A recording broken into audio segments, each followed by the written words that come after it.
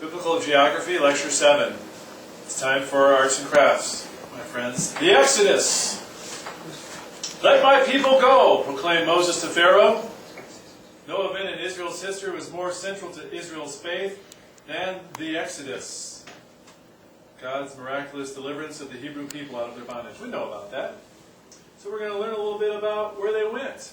Now, this is info that helps me understand it. It's just not every spot they stopped, but a lot of them. Did you get these caps down here? Okay. The geography of the Sinai. Sinai. Where's the Sinai? Look at that map. Sinai. Well, that whole thing is the Sinai Peninsula. It's huge! Yeah. Yes. Few areas on Earth offer the splendor and beauty of the Sinai. Oh yeah, I've vacationed there many a time. Yet the harsh living conditions that prevail in the Sinai have prevented all but Bedouin tribesmen and a few hardy monkeys in search of solitude from investigating its secrets. The Sinai Peninsula is a triangle of land measuring 150 miles across the top and 260 miles along the sides. There it is. So, about the size of what, of New Jersey or something? 2 arms of the Red Sea. Let's look down there at the bottom. You see those arms coming up? The Gulf of Aqaba and the Gulf of Suez. Those 2 arms coming from the Red Sea, flanking on the west and east and west, whichever. And I'm not going to get you on which side this Suez or Aqaba is, but try and just picture this and memorize it in your brain. And then, with the Mediterranean Sea at its northern border. So you got to know that. Why? Why? I don't understand. Because you said so. Yeah, that's why. Because we got to learn something. In fact, you ought to know all this, but know that. All right, so what are the 2 arms? So let's describe the Sinai Peninsula with bodies of water. Sinai Peninsula, there it is. Picture it in your mind. Oh, there it is. Down at the bottom is a Red Sea. And 2 arms come up. One is called the Sea of Suez. Aqaba. Oh, sorry, Gulf of Aqaba. And the other is the Gulf of Suez, where we have the Suez Canal at the top there. And the northern part is Mediterranean Sea. All right, most people visualize the Sinai as a flat, sandy desert and are unprepared for the rich geological diversity nature has granted to the Sinai. That's only in the mountains, homies. Geographically, this area covering 23,000 square miles can be divided into 3 zones. Oh good, let's learn about the zones of the Sinai. Well, you'll learn a little bit. A northern coastal plain. Look at that right now. Yeah, looks like fun. A central limestone and sandstone plateau. Hey, let's go there! And then we'll have National Lampoon Visit to Sinai, Part 4. And in 3, a southern mass of granite mountains. Look at the bottom. That's a mass of what? Granite mountains. Where? In the southern Sinai Peninsula. You're an expert now. Water is huge, and at the southern end is a mass of granite mountains. Thank you. These are the red parts. That's why I'm going over them. Why does he keep going over these? The northern section of the Sinai consists of a sandy coastal plain averaging 20 miles in width. Near the coast, sand dunes, some towering over 60 feet high, create a striking contrast to the deep blue waters of the Mediterranean. I didn't have a picture of that. I tried. So I got lots of pictures in this one, Brother Eric. I've got a line that runs through some of this. So that looks like a fun place. Hey, let's go for a hike, kids. All right, I'm going to drop you off in the middle of all that, and you try and make it back. Oh, not with kids, that would be nice, but maybe Army Rangers training. All right, guys, you're going to be about 50 miles on in. We're going to twist you around a bunch of times so you don't know which direction's up. And then you're going to get back in 2 weeks. You're going to live off the desert. You got nothing. No water even. We'll be in contact with you, don't worry. Mountain Dew. Yeah. South of the coastal plain, a central plateau composed primarily of limestone and sandstone covers more than half the Sinai. Know that. And this is kind of a picture of that, as far as I can tell from my research. It's a central plateau in the center part, composed of what? Limestone and sandstone. Covers more than half of the Sinai. That's what half the Sinai looks like, I guess. In the west, the plain opens out in the desert of Al-Jifar, probably the ancient wilderness of Shur. Yeah, sure. Is it a map? Wilderness of Shur in the west. I don't see it on this. It's not on this map. Don't worry, there's more to come. More to come. There are lakes in Egypt, I tell you. There are lakes. A series of lakes, Lake Timsah, Lake Bala, and the Bitter Lakes, mark the western boundary of Sinai with Egypt. Today, the Suez Canal links these lakes, forging connection between the Gulf of Suez and the Mediterranean. See map. Let's go back to the map. There it is. At the top of the Gulf of Suez, coming from the Red Sea, is the Suez Canal. And then it goes on into, you got at least two of those lakes shown there. You see it? Mm-hmm. Yeah. I don't see Tamza, but there's two of them at least. Nido. They got lakes in Egypt. Who would have thought? They do fishing out in the middle of the sand dunes and lakes. Ooh. The northern end of the Gulf of Aqaba. Now there's a lot said about this. So go to the map again and see the Gulf of Aqaba. Go way up north near Jordan. Is this? It doesn't really show it here, but it's a very luxurious place. It looks pretty nice. And they've got this Pharaoh, Mount Pharaoh. I don't know what they call it, but this beautiful sandstone city they made. Very high-end resorts are there. And I just have to go study it. I started researching it. This is cool stuff. Now, look at this mountain. This looks like some rugged terrain, my friends. So there's not a lot of words on this page, so it's easy for you. Wow. Rugged. This is Egypt. Picture that. That's Egypt! The southern what? Mass of granite mountains. The southern region of the Sinai is by far the most impressive. Great pink granite mountains rise like sentinels to heights in excess of 8,000 feet.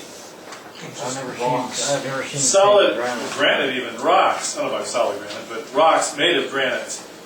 Wowie! I didn't never think that about Egypt. No, this is an amazing picture here. I don't know how they got that. Boy, This is the famed Mount Sinai, they believe. that's cool. Almost in the middle of the region of what? Of the Sinai, the region. Well, I'm going to say that at least the middle of the southern part of the Sinai is Jebel Musa, Mount of Moses.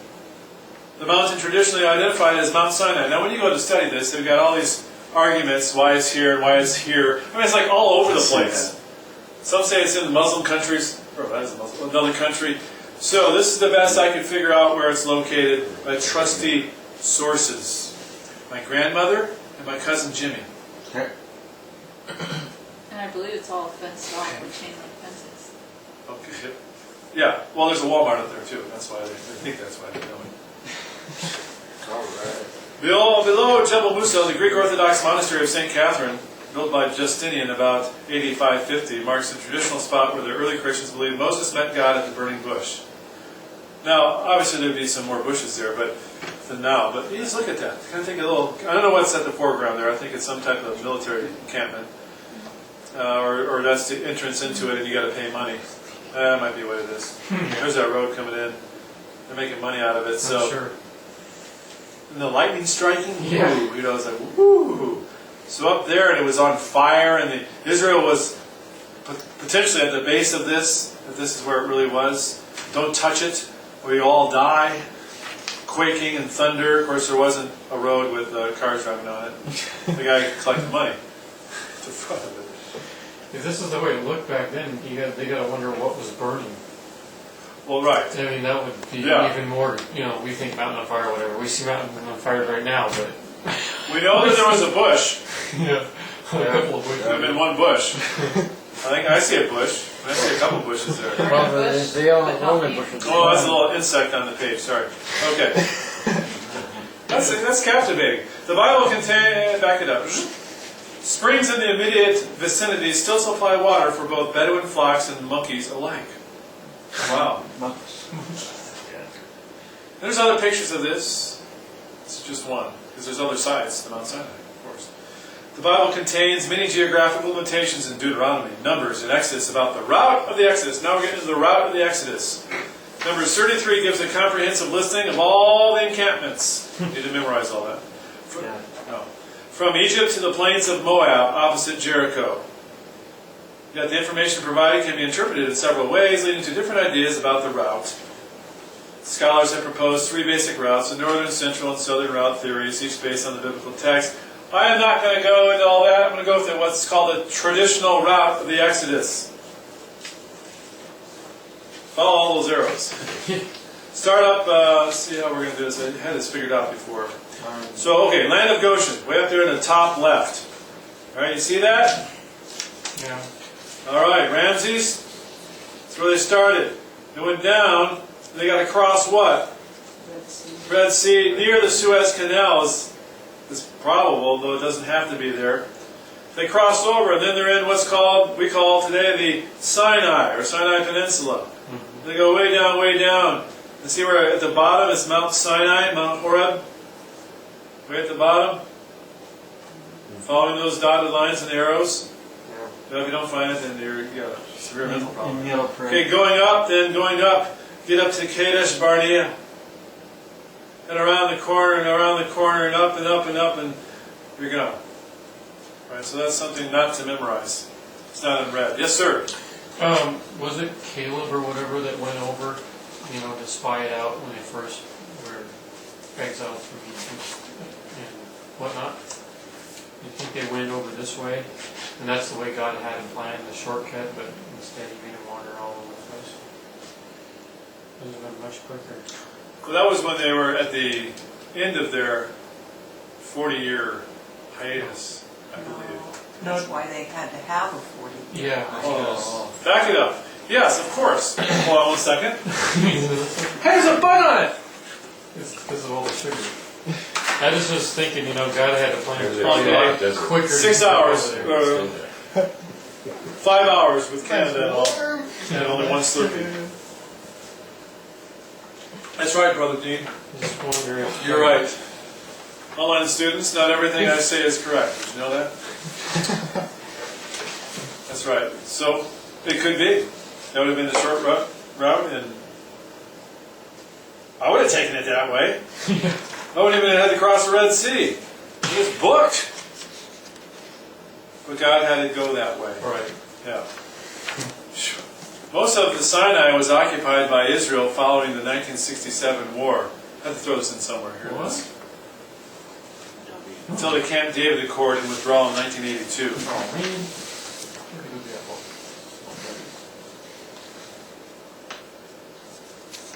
I read that and I go, really? You hear about the Sinai Peninsula? Well, look where Israel's at.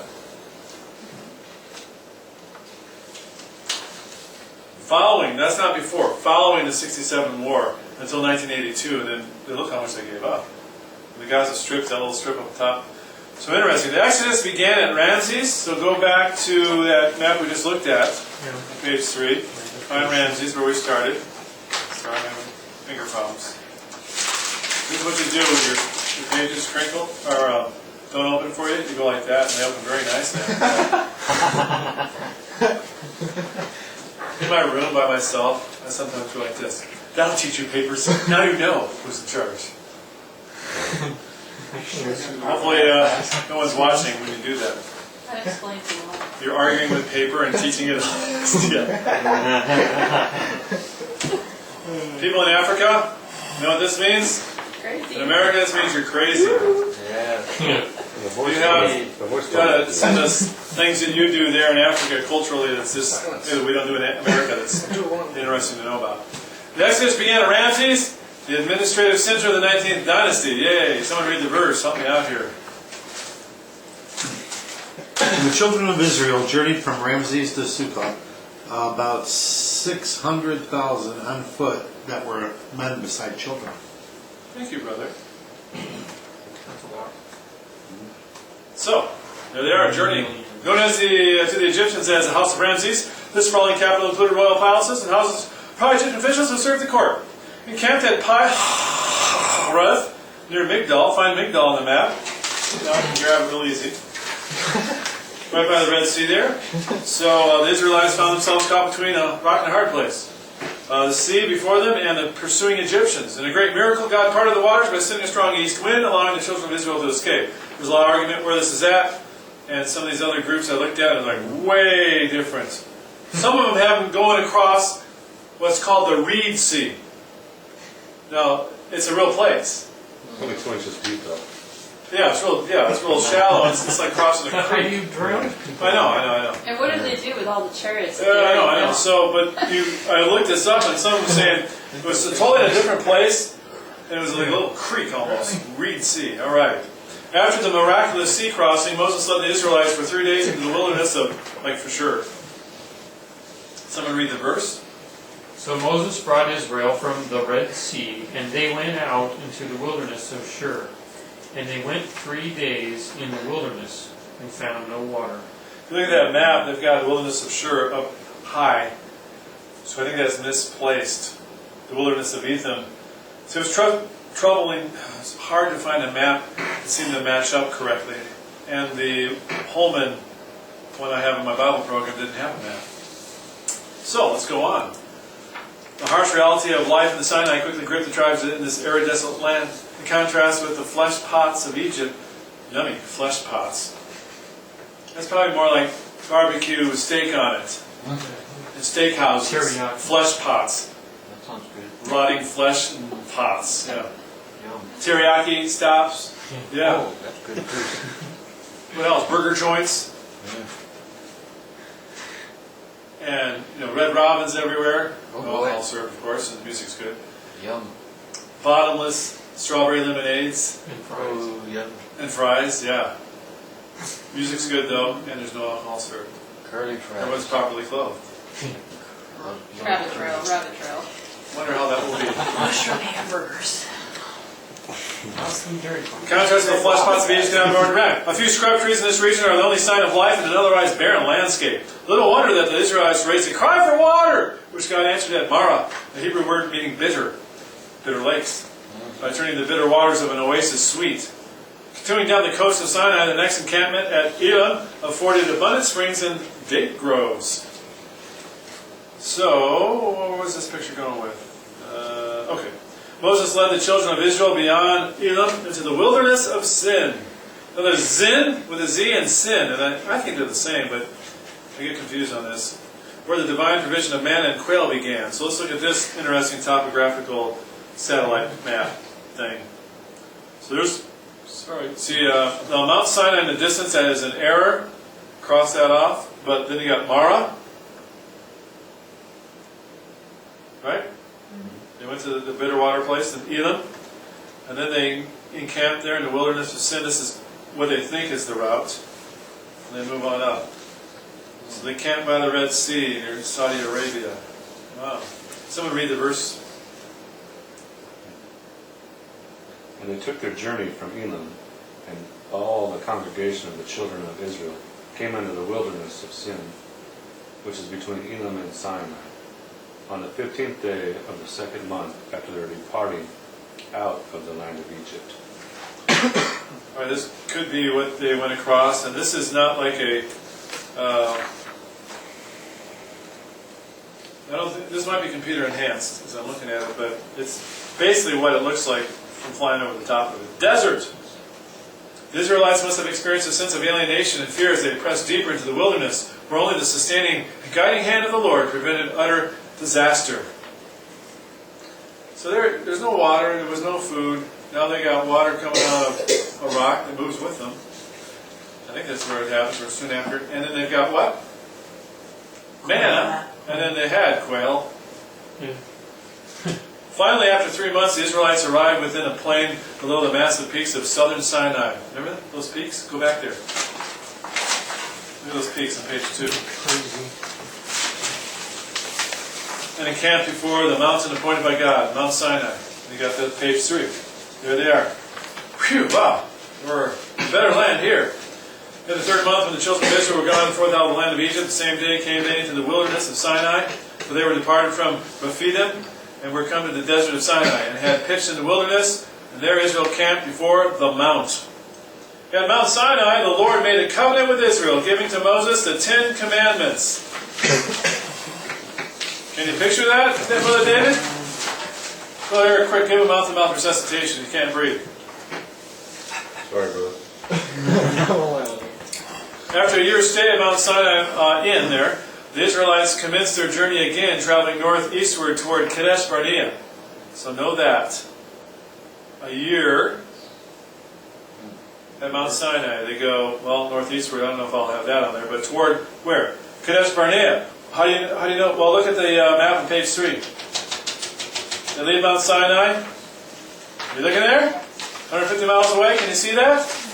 Look at it. Some of you don't even have that map out. Yeah. It's on page 3, the bottom. There you go. Look at it. Mount Sinai at the bottom. Oh, 150 miles. Yeah, there we go. way down there. The main narrative in Numbers 10 through 13 mentions only 3 shopping places. Or stopping places. Not all. And there was, Seven. although Numbers 33 lists 20 encampments, whatever. Most likely the route followed a series of wadis, which are valleys or stream beds. What we So- call coulees. Wadis, coulees maybe? Valleys or stream beds, slightly inland from the Gulf of Aqaba. Their route took them through the wilderness of Paran, apparently an ancient term used to describe large portions of Sinai. Along the way, Miriam and Aaron foolishly challenged Moses' leadership. The people continued to complain about their provisions. After an indeterminate time, the tribes finally arrived at Kadesh Barnea, on the border between Sinai and Canaan land. See Kadesh Barnea? Barnea rubble there? All right, we're almost done. Kadesh Barnea became a gathering place for the tribes during an extended stay of 38 years. Well then, occasioned by their unfaithfulness to God. Kadesh Barnea has been located on the northern edge of the Sinai. The Bible associates Kadesh Barnea with the wilderness of Zin, a land contorted by geology and practically devoid of vegetation and water. The wilderness of Zin stretched northeastward from Kadesh, which itself lay in the wilderness of Paran. Let's look at this last map here. Where's Kadesh Barnea? At the beginning of the errors. Left center almost. Left center. Bottom left center. Yeah, left center bottom. Okay, and then they're going to go on up. So, while sojourning in Kadesh Barnea, the following key events took place. Well, they had 12 spies sent out. Hey! Maybe I was right!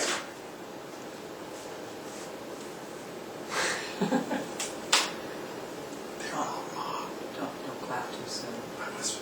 Yeah, keep reading. Anyways, the 12 spies were sent out. People wanted to return to Egypt. Where the leeks and the garlics and the burgers were good. Rebellion of Korah. Little tiny stories like that. Miriam dies. Moses brings forth water from the rock. Aaron dies shortly after leaving the area on the way to Edom. That's the 30-something years there in Kadesh Barnea. The journey from Kadesh Barnea to the plains of Moab is narrated, blah, blah, blah. Where's Moab? It must be going up further north there, past the Dead Sea. Israel eventually conquers the Transjordan, Sihon, king of Heshbon, and Og, king of Bashan.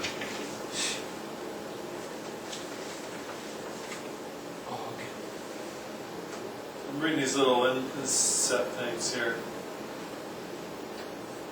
Okay.